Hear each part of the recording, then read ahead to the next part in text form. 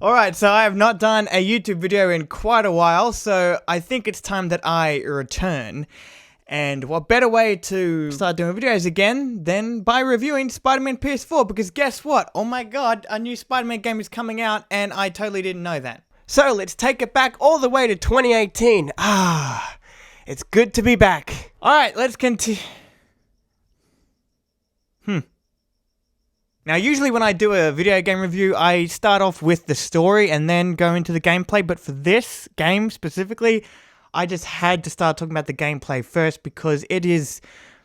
I mean, the story is really good, but it's the gameplay is what makes this so replayable. And yes, I know, it feels fantastic, amazing even, to swing through New York City because you actually feel like Spider-Man. Jameson's podcast is hilarious, as always, and everyone has already said those things, but there is more to this game than just those two things, or just the few things that people have talked about. There's so many citywide challenges, activities, crimes, that you never really get bored. Well, there are a couple missions that I could have done without, like taking photos of landmarks, or chasing pigeons twice. No, 3 times, I'm pretty sure.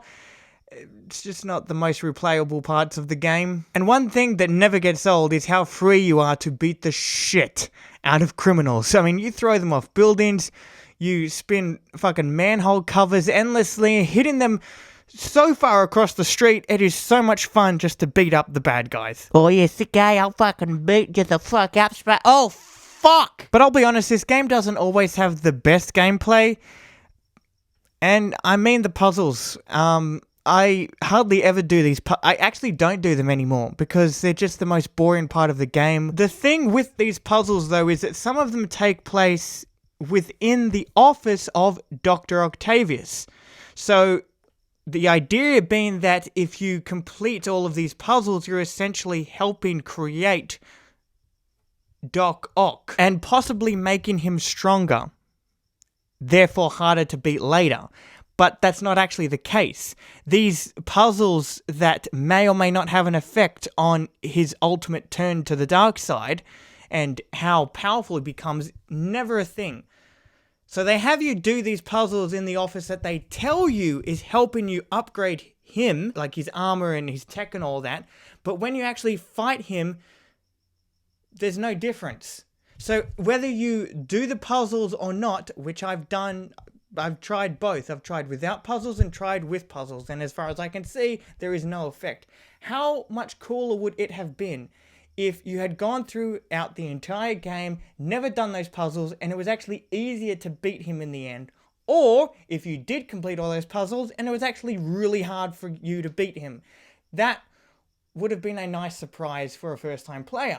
And it would have been interesting to go back and do those puzzles knowing that it will be harder to beat him. When it comes to the story, the best part is of course Peter Parker. He is wittier and more charming than ever in this game. And as some people have suggested, if they were to turn this into a movie, or if they wanted to turn it into a movie, someone that I think they should cast as Peter Parker should be Andy Samberg. He would be the perfect choice for an older, wiser Spider-Man who still has that witty sense of humor. But the reason this game works so well on both a story basis and a gameplay basis is that it is a game. It has so much more time to explore the characters and introduce loads of villains and do it in a way that doesn't feel rushed. You play this game for hours and hours and hours, as you do most games, right? And so the idea of turning this game into a movie, I don't think is warranted. Like, it works because it's a game, you know what I mean? And Aunt May, MJ, Doc Ock, and Yuri Watanabe are, besides Peter Parker, some of my favorite characters in the entire game.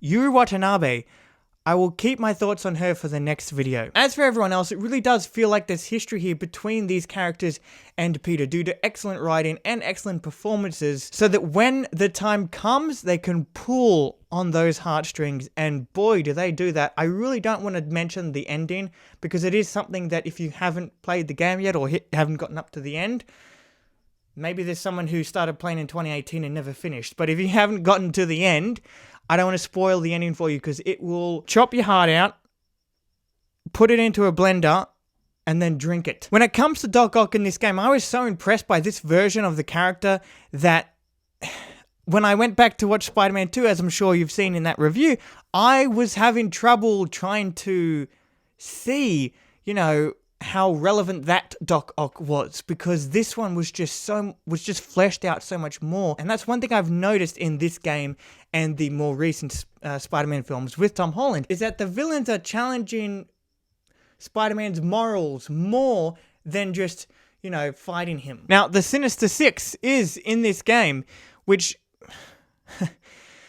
Sony could have really fucked up on, but because it is a game which echoes what I was saying earlier, there is so much more room to flesh this, well, not flesh all of them out, because Spider-Man has been doing this in this game, has been doing this for 8 years, he's already fought them and beat them, so you don't really need to know their history. But it's cool having them in here, and putting the Sinister Six in a video game, to me, makes more sense than trying to fit them in at the end of a sequel. Anyway, that is the end of my Spider-Man review. I will see you in the next review, which will be for The City That Never Sleeps.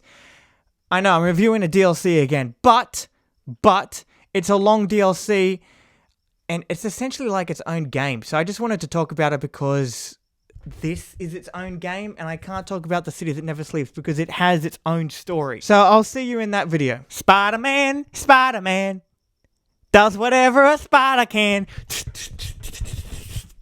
I understand how,